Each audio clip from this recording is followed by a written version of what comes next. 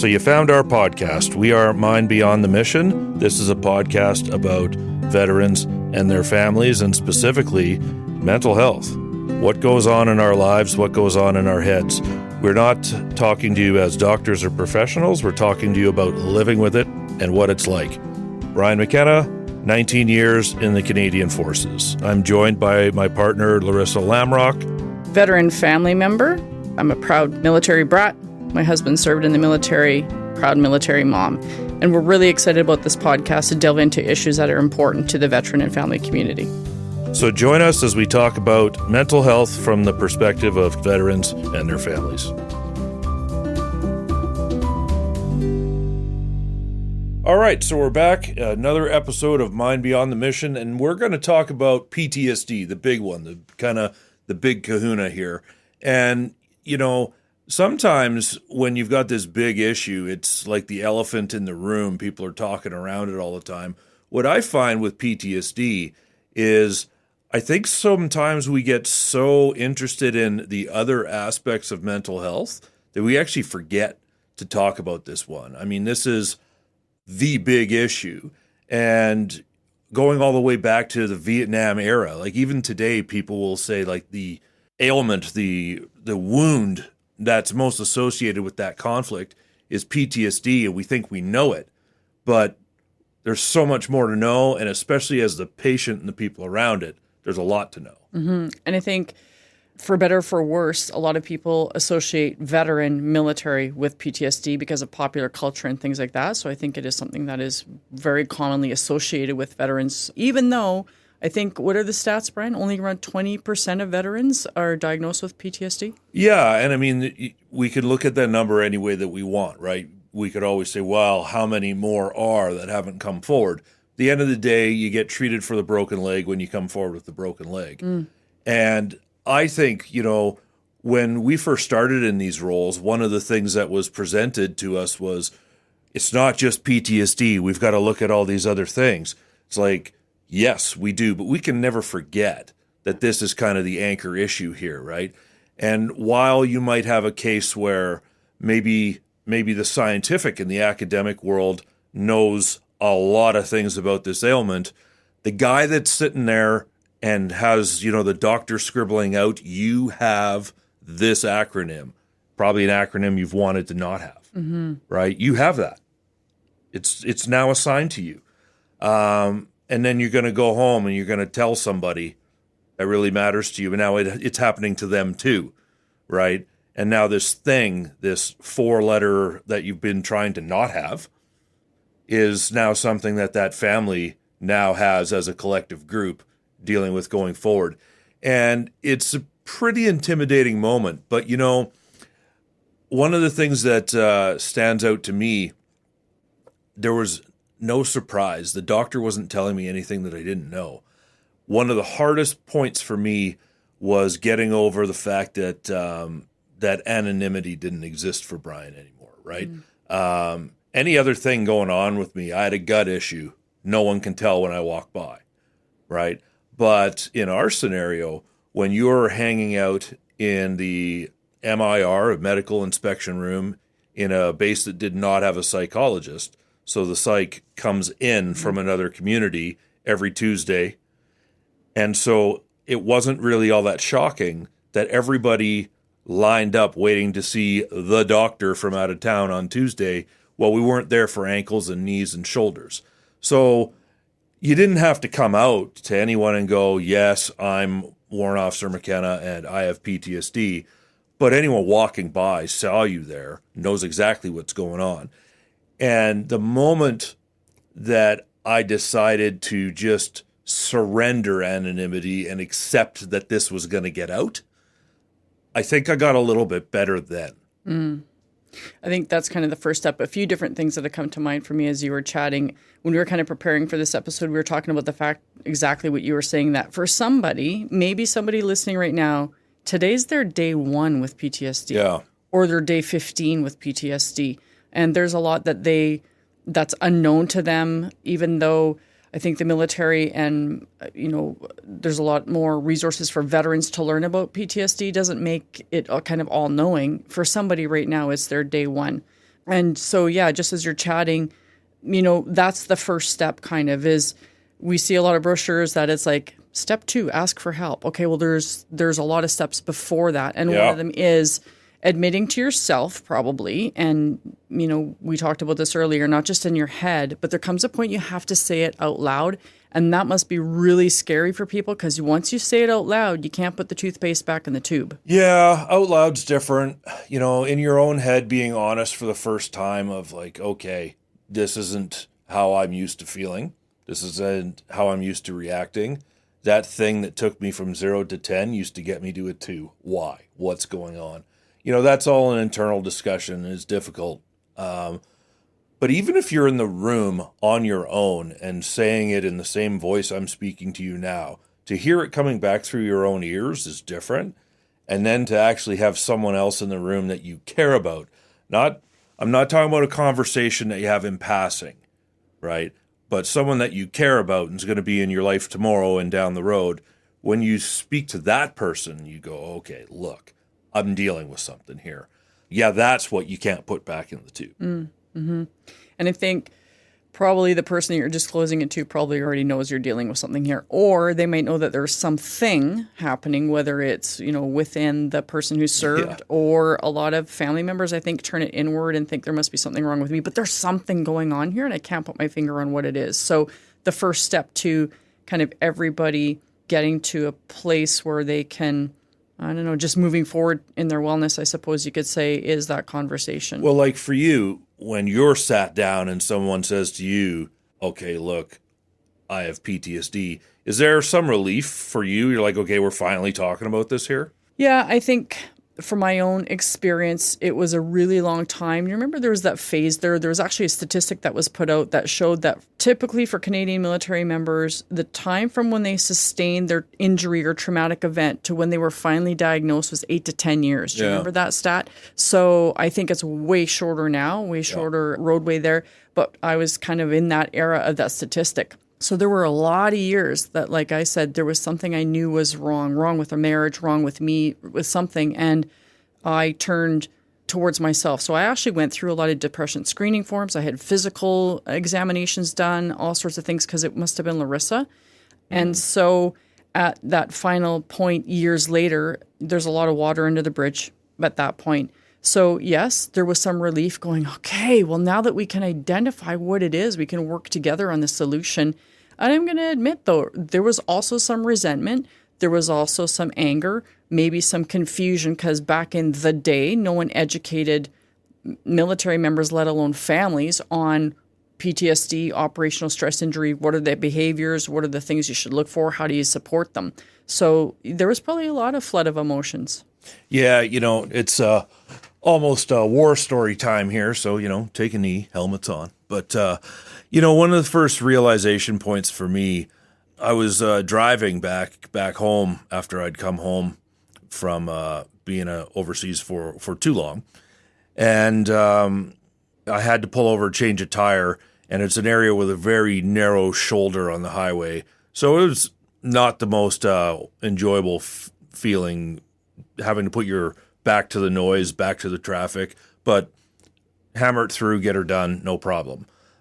But where I wound up going to was my wife had asked me to take this picture to the store that does all those picture framing and fancy stuff and just get it sorted. So I go there and the woman asked me these questions like, what kind of matting do you want? Or what does this match that? And I was expecting to walk in like I'm pointing at a head of lettuce and like I want a head of lettuce. I didn't know there were decisions involved in framing a photo. And I couldn't answer any of her questions. So I gathered the stuff up, went back to the car, and had a full-on rage moment in there. And what I realized there, because those two events had happened to me, I was very well designed to deal with that blown tire on the side of the road, which was actually a threat to me. Like, that was dangerous, right? I was perfectly wired for that. And there was no part of my brain that knew how to handle this picture, this sorting out this frame. And it bothered me it bothered the heck out of me. It bothers me to this day. My reaction to that, I mean, the only thing I probably handled okay was I didn't have that reaction in the store. Right. And I gathered my stuff and got out of there in time. But my blood was boiling. I was frustrated. I was disappointed in myself. Like, this is the simplest of tasks. And I knew I was going to go home to someone that had expected like this minor task to get done. She was off doing the kid stuff, the complicated things. I was just handling this minor thing and couldn't even accomplish it, right? But that was a lot of it for me. It was like I had to admit that something was different because I wouldn't have cared about the picture before. I still don't care today. But I would have been able to answer a question of, 8.5 by 11 or whatever the thing was. I was no longer able at that point to handle day-to-day things in the house, things related to the family. But I was totally comfortable in what should be the scary environment. I'm trying to just understand how that must have felt for you. That must have been, pretty scary in some ways, recognizing I'm losing my shit over a frame here. So what's going on with me? In this conversation today, one of the things that I'm kind of hoping to explore and to get to is what do we wish we knew before the injury? So what do you wish someone would have told you? Maybe not in the car when you're having the rage moment, but after you've calmed down or the day after, what do you wish someone would have told you about what was to come for you? Yeah, I think that, certainly what helps me now is that I've been able to do most of what I would call the Brian activities of daily living, right? Like there's this actual medical assessment of that. I'm not talking about that. It's like what puts a smile on my face?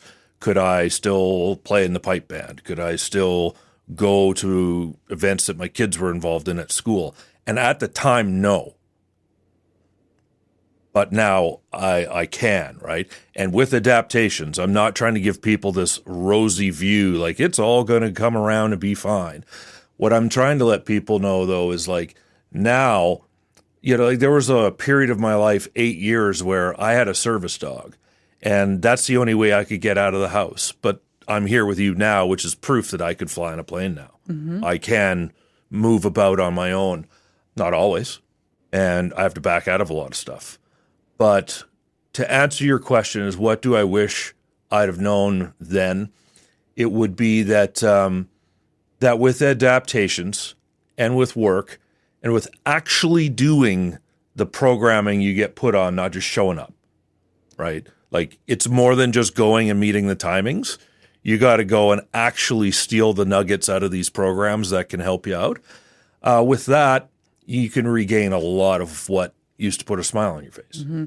And I think I'm not just going to say for veterans because I've been to therapy as well. And just showing up hopefully isn't still going, isn't always enough. You have to be willing to go to some pretty scary places. Yeah, it can feel overwhelming. You have to be prepared for that. But the more that you put into it, the more likely you're going to get something out of it and make advancements. So I think that's something that I would share with people is, yes, like you've said, you got to do the work. There's no magic solution to mental health injuries, whether it's medication or whether it's alternative treatments or whether it's just talk therapy.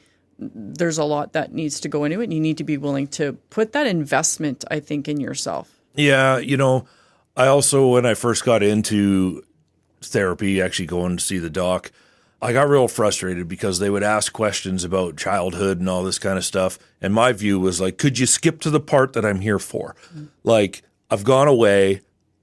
Some tough things happened.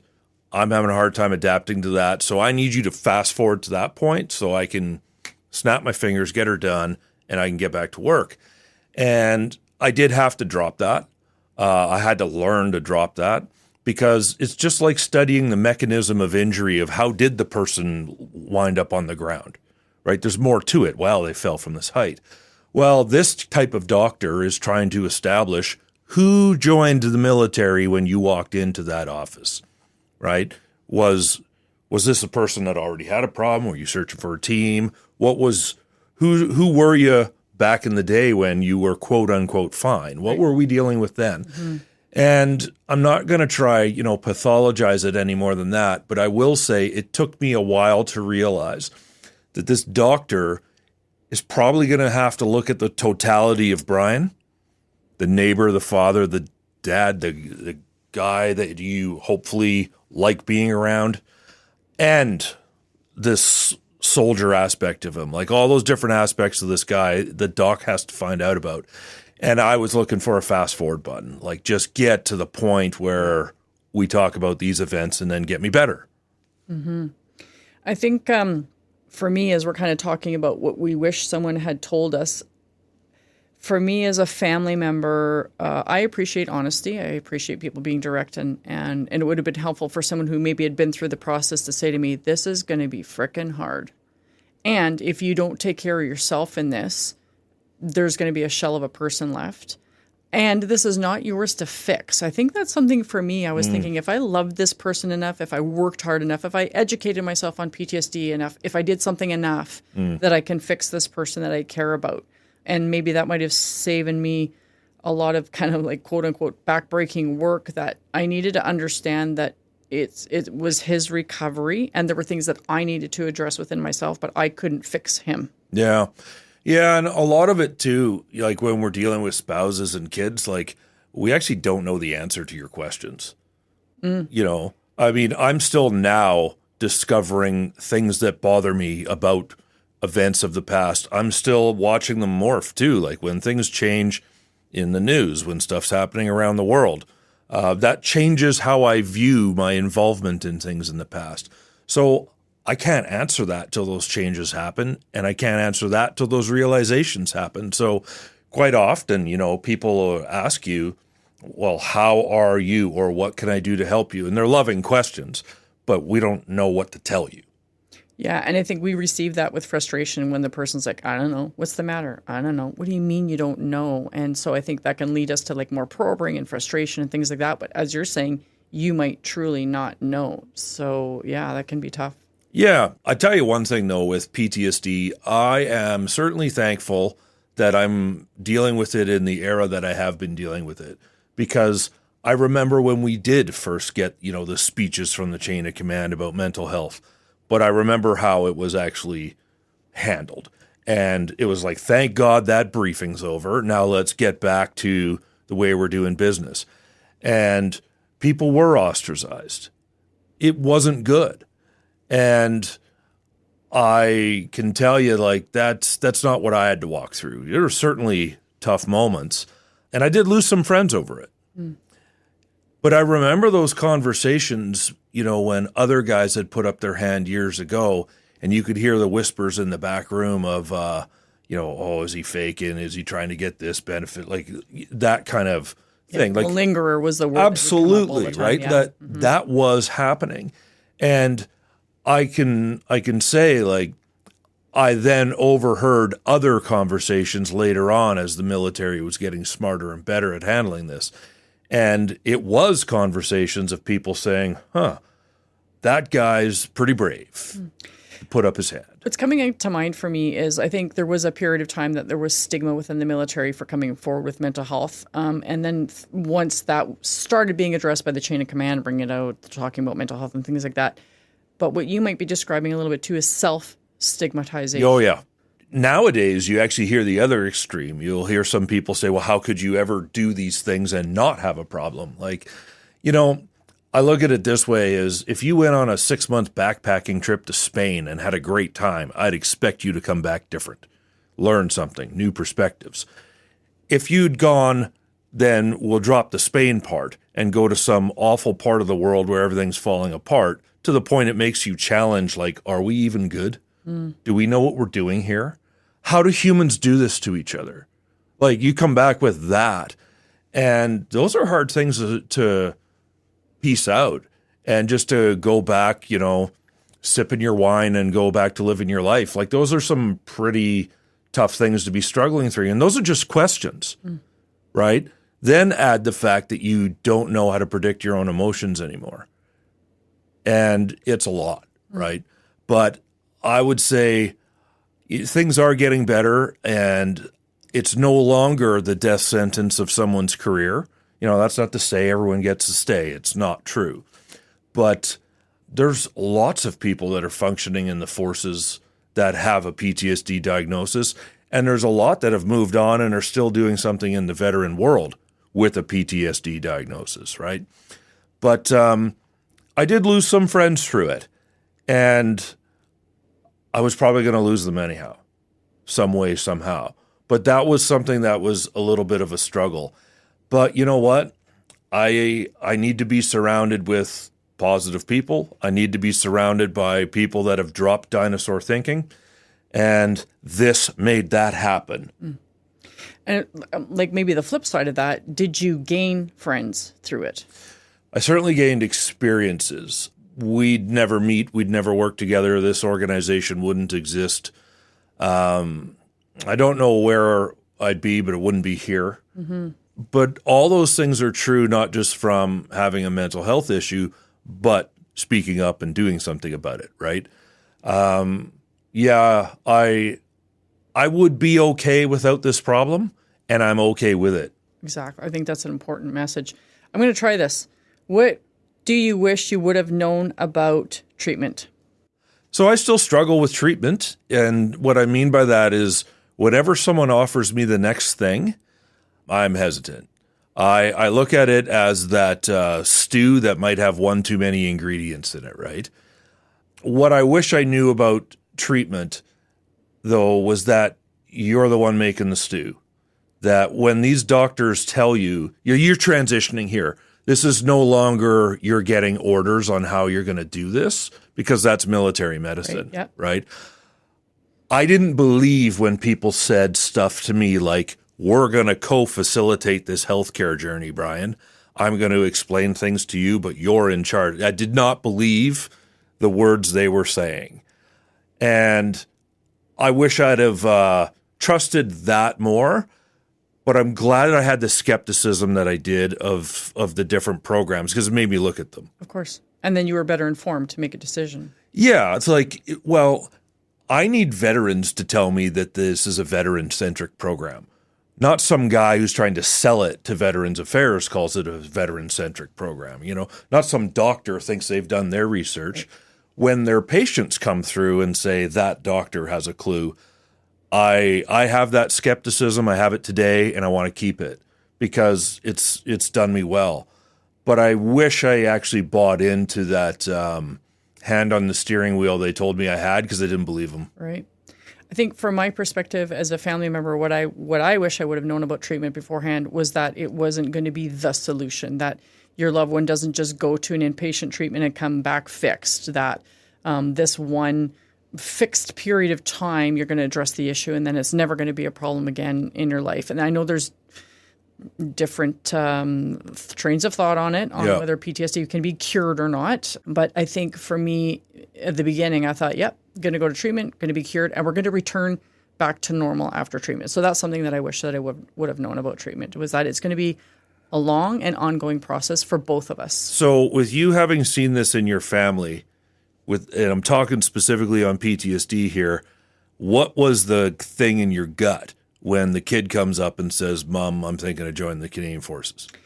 Absolute terror, followed by then pride and things like that. I mean, overall, and this is something you and I have talked about before, I think for both of us, overall, our experience living in the military community, you having been in service, me supporting someone, has been overall really great experiences in our lives. So, of course, you know, when my child comes to me and says they want to join the military, there's that, knowing that it can be a really positive experience. But I am full well aware of the risks that brings with it. And as a parent, that terrifies me. Now, I did have that conversation with my child to say, you know, because of this, I know the risks that you're putting yourself in. And his response to me was, but Mom, like, of all families, maybe I'm better prepared because we talk about mental health, because I've supported a father and a stepfather through PTSD, because I know the resources available to me, because I know I have to talk about it. So yeah, he kind of brought it back to me that way. And I wish we knew enough to know how to inoculate people, and we haven't got there yet. But he reassured me with, you know, what he did present on the table, that maybe he's, knows how to address it if it's to come up. Yeah, I mean, the truth that I've told you personally before is like 19 years, a time of my life, 5 days of them I would erase if I could go back and make that perfect, right? How many people get to say that they loved what they do? And it's one of the things that I try and educate the doctor and clinician world about PTSD in veterans is, I don't teach them about ailments. I teach them about people whenever I get the chance to. I do. And I want them to know that we did not get fooled at the recruiting center, and the brochure wasn't written in a foreign language. We wanted everything that was in there. And the harder it looked, the more we wanted it. In fact, you're finding people today that their problem isn't what happened to them when they're a diver. It's that they don't get to be a diver anymore, right? They don't get to jump out of planes anymore. They don't get to do the cool thing. And they're struggling potentially as much with the fact they don't get to live that life anymore than what happened to them during it. And of course, there's different degrees of that.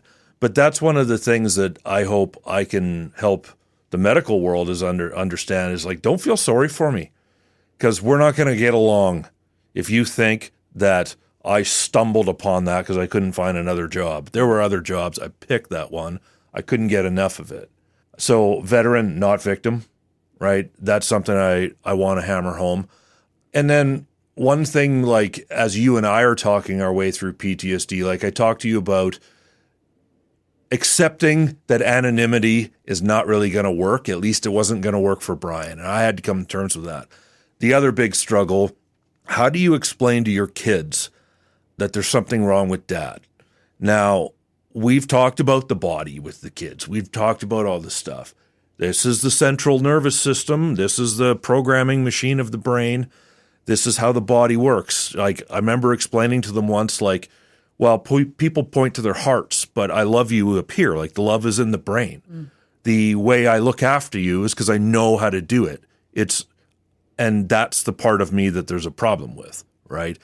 What is the 5-year-old and 7-year-old age-appropriate way to explain that dad's internal computer has a problem with it? But don't worry, you'll be fine. He's not going to get mad at you. He's not going to rage at you. But he's got to go away for a while. Mm-hmm. Yeah, I still don't know how to do it. Well, I think it's hard to have that adult-to-adult conversation. And like you said, how do you put it into terms for a child? And I do think personally it's important to have the conversation with your child. And I think there's a couple places you can go that can help guide you to how to start that conversation. But what I've observed over my time with peer support and personally is that if you don't have the conversation with your kids, they're pretty intuitive and they know what's going on. Yeah.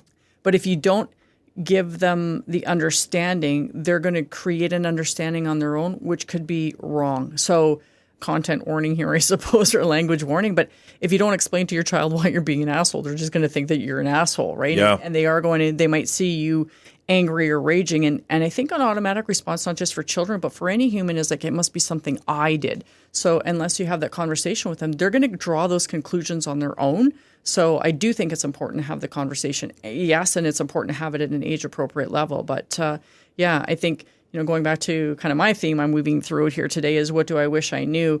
I wish I would have had the tools to make sure I was having the right conversations with my kids. And I think it freaks us out that we're harming our kids. And I personally felt a lot of guilt for my kids being brought up in a home with PTSD. But now that they're adults and I look back, I think in a lot of ways we turned it into an opportunity to acknowledge and talk about mental health, an opportunity to acknowledge that anger is actually normal. It's just what you do with that anger. It's an opportunity to be able to mutually support each other. So I think they're pretty incredible human beings, maybe because of the experience they had in supporting someone with a mental health injury.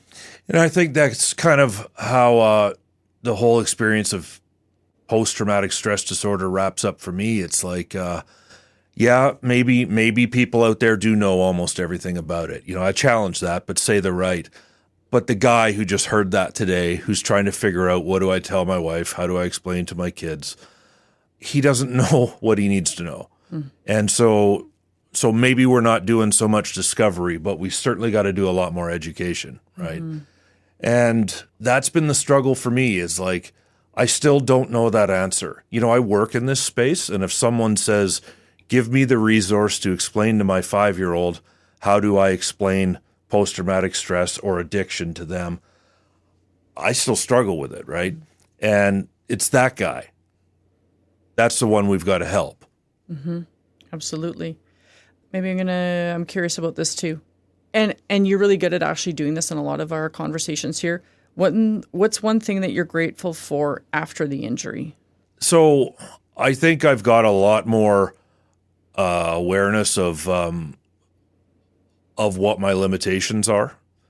And well, like the whole world of the military indoctrination, I mean, that's what it is. It's indoctrination. We're teaching you how to live a different way. It does have this break them down, build you up, break them down, build you up. At the end of every course, you should think that you can do the thing. And on day one, you should think that it's impossible. And in the next 30, 40 days, we're going to get you there, right? But your life doesn't pan out like that. You can't run your life the way you run a platoon or run courses. And at first, I certainly tried to make the things that triggered me go away and snowplow my own world. And then once I'd opened up to my family, they tried to be the snowplow, right? But I haven't been able to make the issues go away. But I'm certainly more aware now when I'm at a 2, when I'm at a 6 out of 10, and when Brian needs to stop because we are reaching the boiling point. Whereas before I had the problem, I had a grip of things. And then after, the things are still there. I have no grip. So now we're at a 10. Okay. Those things still get under my skin. And when someone makes that noise behind me, like the waitress today who didn't make any noise and came up and put that sandwich clunk down on the table in front of me, and I jumped, it's like, I can't make her not do that. I can't expect a world where tables never have the sound of dishes hitting them or people don't bump into you.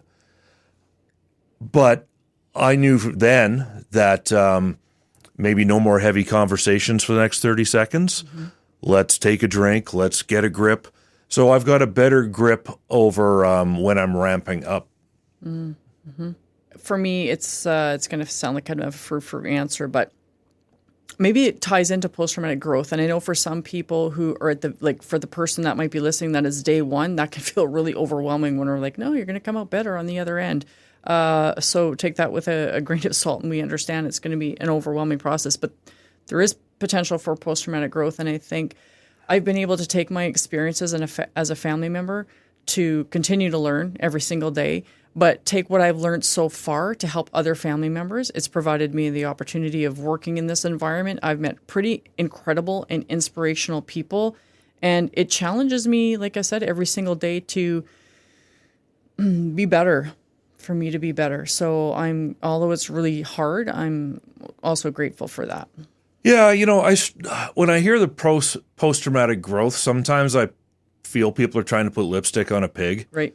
Or, or get some new cool name for it. Like at the end of the day, when someone says there's no D at the end of this PTS, it's like, okay, but I'm not healthier by you changing words, okay, right? But if for some people there's progress in the words changing, or they think there's a different acceptance for it, fine. I've found just accepting that there's something going on and I need help, and you can call it whatever the heck you want. It can shorten down, and you put some more letters at the end of it. There's no change to Brian here, right? Mm-hmm. But it, for me, is like I have to accept that things are different. I don't belong kicking doors anymore. I don't belong in front of a platoon of troops, taking them through something and looking them in the eye and say, I got you, because I know that that's not what I can do right now. Mm. But I know that I can help soldiers in a completely different way, right? So, okay, maybe that's what post-traumatic growth is. For me, though, it's just I can reorientate the thing I like to do, which is help troops. I can't do it in that door anymore. I'm doing it in this door. I think that's pretty incredible. All right, well, thanks for that candid conversation, Brian. I think it's important we finally kind of honed in on PTSD, and I appreciated that it was from your and my perspective. Sometimes we love bringing in subject matter experts and guests, and sometimes it's nice just to roll up our sleeves and have a conversation with the two of us. Yeah, and I feel it's a conversation that's got back to basics to a degree, because I'm very interested in traumatic brain injury. Trust me. I'm very interested in all these other things that are going on, but we can't lose sight of this big connective issue here, which is post-traumatic stress disorder. Exactly. That wraps up another episode of Mind Beyond the Mission. Recording here from Ottawa today, this time again. We're in here for work at Pop-Up Podcasting, and want to also thank Courtney Wright, who's our internal producer. So I'll see you next time, I guess, eh? Take care. We hope you enjoyed this episode of Mind Beyond the Mission. If this conversation resonated with you or helped you in any way, I encourage you to subscribe to Mind Beyond the Mission wherever you listen to your podcasts, so you'll be the first to know when our next episode comes out. And if you know someone who might relate to what we've shared or could find it helpful, please feel free to send it their way. We're all on the same team. Plus, we'd love to hear what other topics you'd be interested in us exploring in future episodes. Brian and I have a lot of ideas and subjects we plan to dive into, but you, the listener, have probably experienced or thought of topics that haven't crossed our minds yet. Please reach out if this is the case. We're on social media at Atlas Veterans CA on most platforms. So please feel free to tweet at us, send us a message, or leave a review on this episode, and let us know what else you'd like to hear us talk about. Brian, it's always a pleasure having these important conversations with you. Looking forward to next time. You bet, Laryssa. Take it easy.